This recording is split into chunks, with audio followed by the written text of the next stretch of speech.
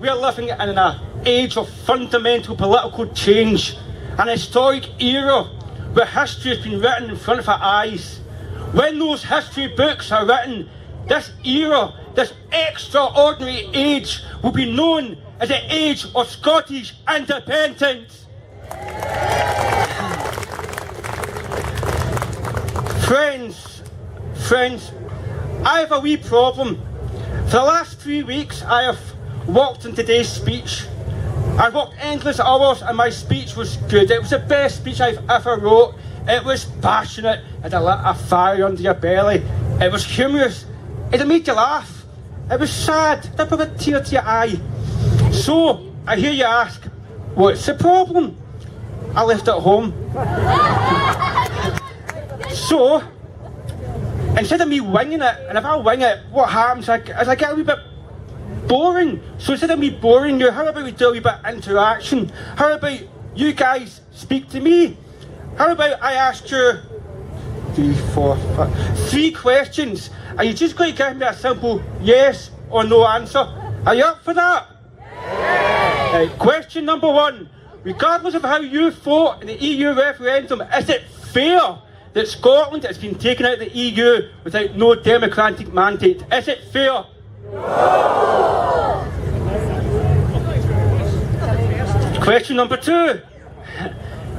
It looks as if Scotland will be ruled by a government at Westminster, hard-right Tories intent of enforcing Thatcherite policies on our communities. Is this fair? No. Last question, loud please. Is the answer to this unfairness Scottish independence? Yes! That was loud. It was loud, but it was missing something special. I'm not smart enough to explain it in words what it was missing, but I'll show you. Imagine this scene. It's a Friday night and you've got some kids, and the kids are doing your boxing. Hiya! And you get a phone call and your partner picks up the phone and it's your mother-in-law, father-in-law, whoever, and you hear the conversation. Your partner says, "Do you want to look after the kids overnight?" Silence falls and you turn. Your partner goes like this, "Yes." And with your natural reaction, you put your arm down here. You go, "Yes!" So, that's what I'm looking for. Question number 3. Do you know in your heart and your soul that Scottish independence is the answer to this unfairness? Yes! Whoa, that was loud, that was so loud. I can hear it ringing in my ears. All I can hear is, yes, yes, yes, yes, yes, yes, yes. Come on, join me. Yes, yes, yes. Yes, yes, yes, yes. The concept of Scotland being an independent country is not a new concept. Scotland is an ancient country. Our flag, the saltire, which you see all about you, is the oldest national flag in the world. It was first raised in 832 by King Angus MacFergus. Angus MacFergus, what a Scottish name. What I'm trying to say is the path that we are on, the path of Scottish independence, is not a new one. It's the exact same path that generations before us have been on, but with one big difference. We're going to win. 100 years ago, this city, this fine city, it gave us the era of Red Clydeside. And from that era, we got legends such as Mary Barber, Keir Hardie, John McLean.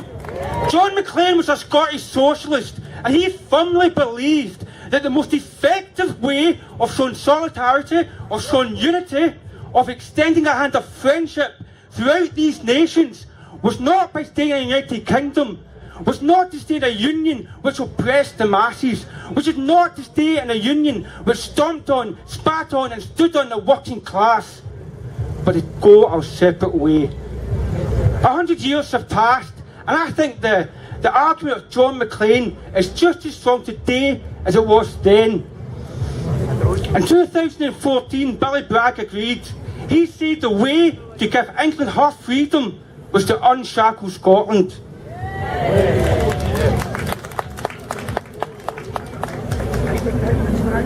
As I stand before you, I firmly believe in my heart and soul that Scotland will be independent.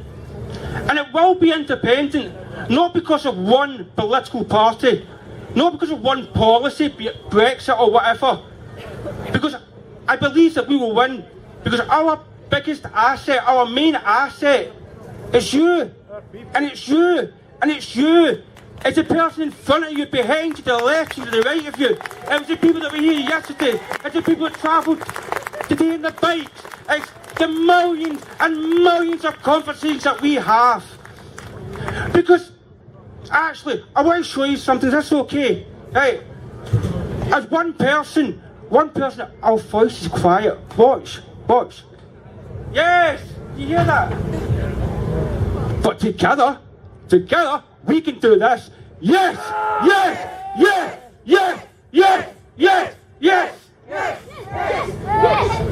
Ladies and gentlemen, thank you.